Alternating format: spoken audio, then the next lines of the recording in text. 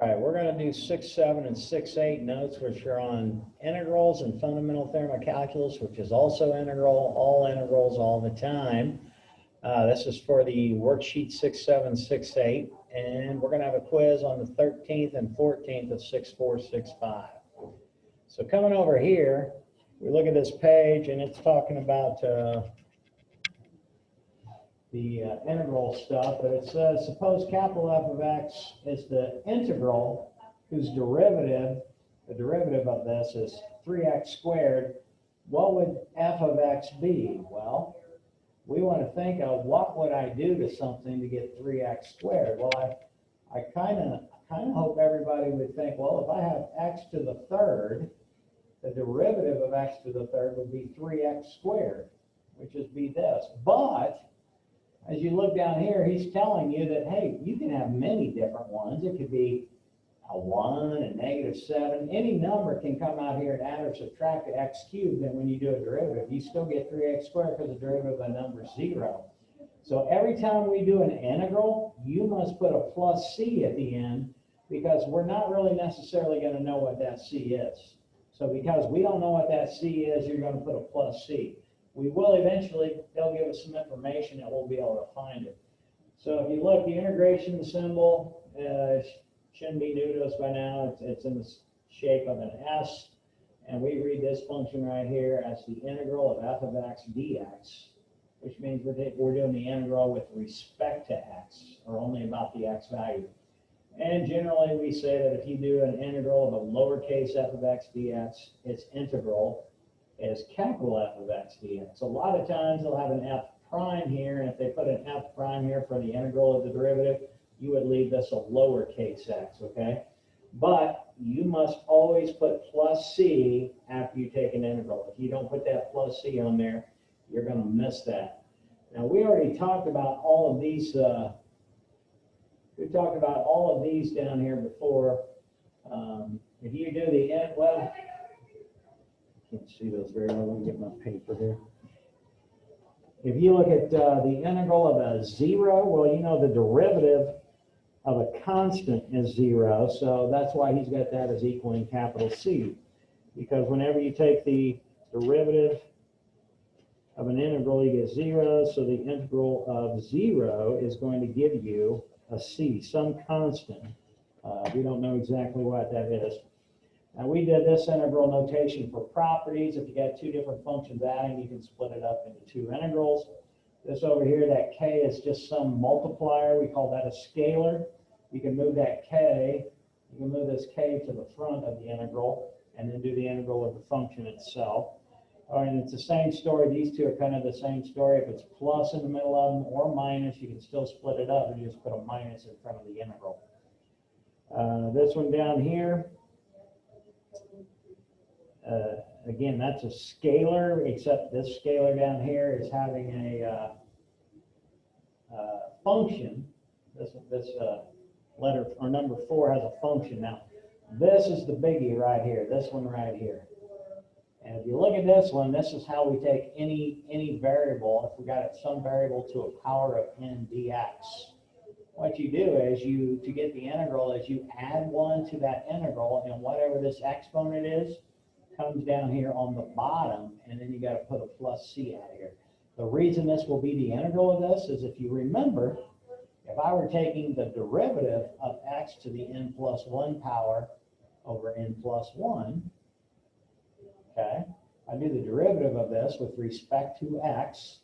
I take that power and move it to the front, and I subtract 1 from that power, so that plus 1 goes away. And then I put in the bottom, or I have this n plus 1, which is a constant that's already in the bottom. These are just a number. That will reduce with that to give you xn. That's why going backwards, what you do with the exponent is add 1 in the top and then take that exponent and stick it in the bottom. And we're going to do some examples of those right now, I believe. So when you flip this over, we want to get the integral of 3x to the dx.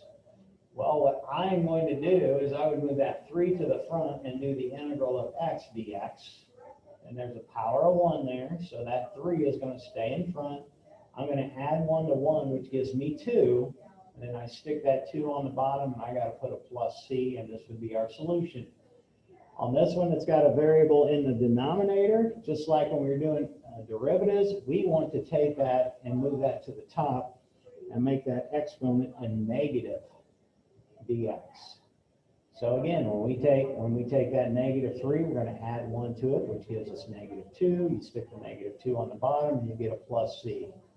Now, some people like writing that as -1/2 x to the -2, or you may want to stick that down in the bottom with the x.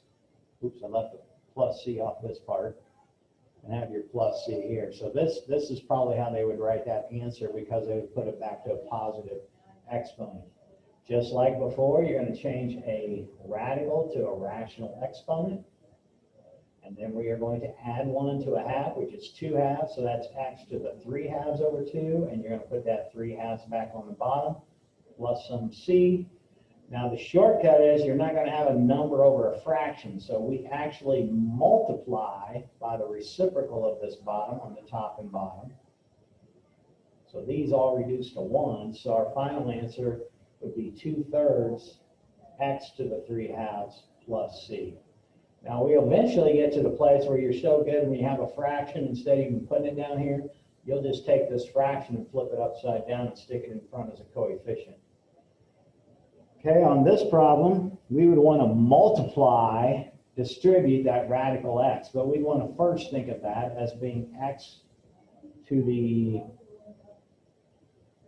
cube root, so that's going to be 1/3 power times x minus 4. And then we're going to get this to a common denominator. So I make that 3/3, and you're going to distribute this in there, which would be the integral of x times x to the 3/3 is x to the 4/3 minus 4x to the 1/3 dx. And I'm not going to distribute the integral, but that's what I'm going to do. I'm going to do each one individually. So I would take this first one, and I would add 3/3 to 4/3, so that's going to be x to the 7/3. And again, you can stick 7/3 down there, or you can just flip that fraction over like I was talking about over here and put that fraction in front by multiplying by the reciprocal of that. And then you got that minus 4, and you got x, and you add 3/3 to 1/3, that's 4/3. And again, you're going to take this, and you're going to flip it upside down and stick it here in front. And those 4's will end up reducing, and don't forget your plus c. So my final answer here would be 3/7 x to the 7/3 minus 3x to the 4/3 plus c. And that would be the simplified answer. Now here we have a division problem, and there is no such thing as a quotient rule for integrals. So what we have to do is, I hope you remember this from derivatives, is we first need to change this to x to the 1/2 in the denominator.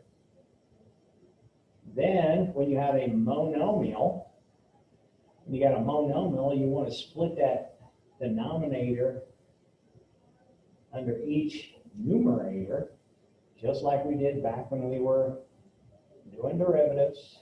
And then you want to simplify these. Well, this is 2/2, which is 1.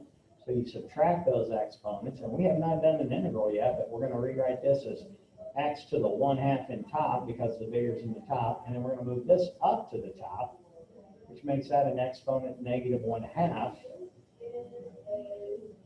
in the top dx. So when we get here, now we get to do the integral. So I'm going to add 2/2 to 1/2, so this is going to be x to the 3/2, flip that upside down, plus 2/2 minus 1/2, because I'm going to add 2/2 to a negative, that's going to be x to the 1/2, flip it upside down, and then don't forget your plus c. So this would be the answer for that E problem. We got one more problem here. We're going to learn to do this a different way later, but right now we're going to go ahead and square this thing. So I'm going to erase all this stuff I've got, so I've got room to work this one out.